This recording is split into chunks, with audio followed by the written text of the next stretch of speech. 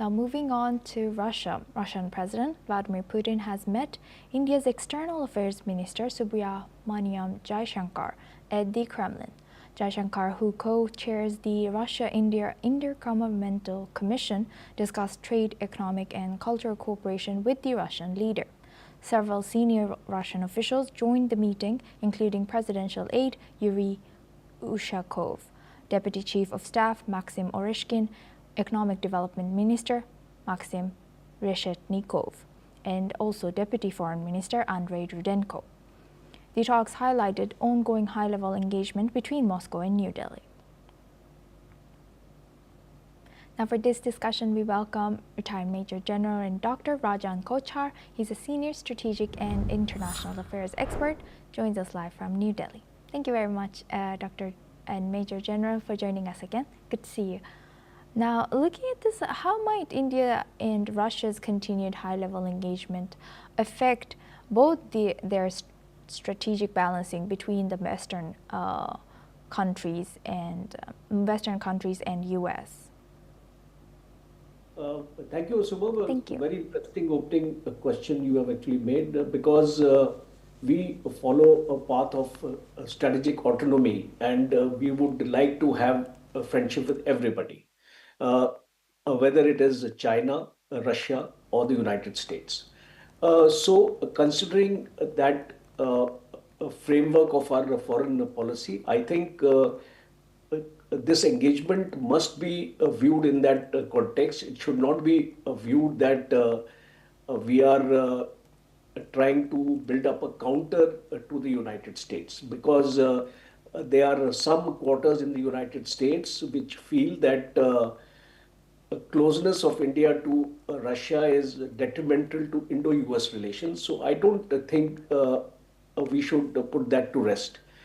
Now, what is important here is that a reference to context or a perspective.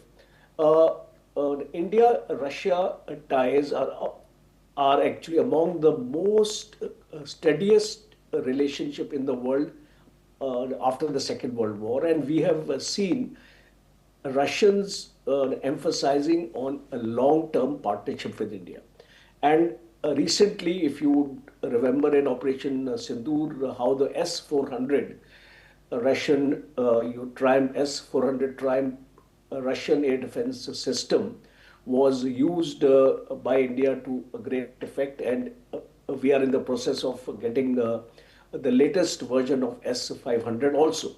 So, considering these important aspects, External Affairs Minister Jaishankar is trying to build up a path where the non-tariff barriers are going to be simplified with Russia.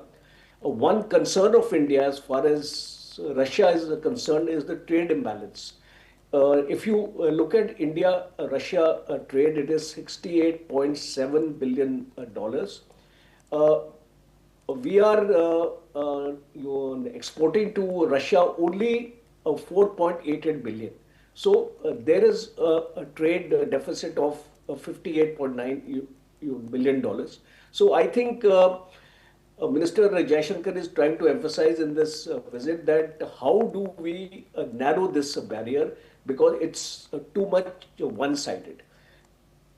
Next important aspect is the energy sector. As we talk about oil, Russia remains central to India relations, and I think though there are reports that we have reduced our oil imports from Russia, but they will continue because that is a strategic necessity for India, and also the economic necessity for India. This meeting is also significant, Suma, because Putin is likely to visit India at the end of this year. So Minister Jaishankar has met Putin. He has apprised him about the annual India-Russia summit, and a part of that dialogue, especially under the cloud of US-India tariff issues because this becomes important. Global governance is also an issue which India wants to take up with Russia, especially the need to reform institutions like the UN Security Council.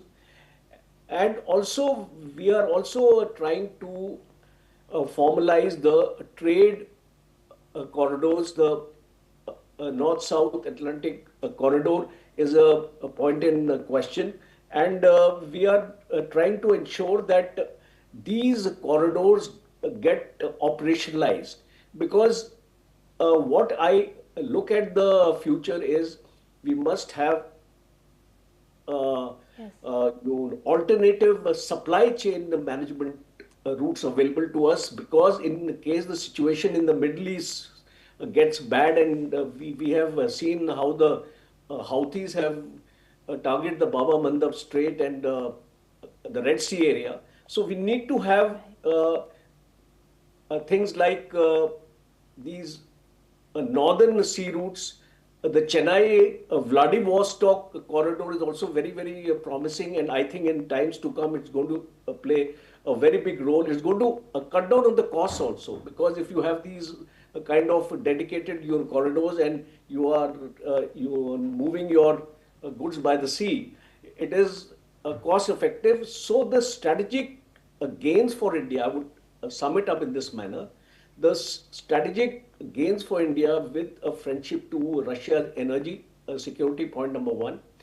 Defense and technology is very, very important, and that's the second point because we have Yes. embarked on a process of defense modernization, and Yes. Russia is going to be a very, very critical partner for us.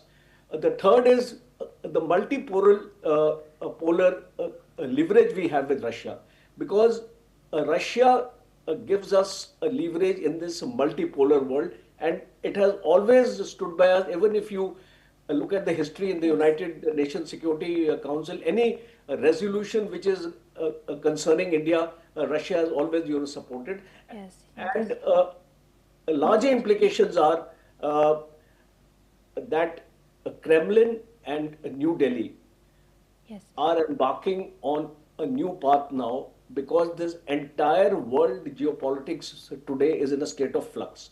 So I Yes. think this visit, if you look at this visit from a long-term vision, it's a very significant one, and especially with in the context of the Indo-US relations. So I think Yes. Major. Putin's visit to India will be a trailblazer. Right. Thank you very much for shedding light on this and the history, connecting it with the history in between these two countries. Please stay with us as we come back to you for our next discussion as well.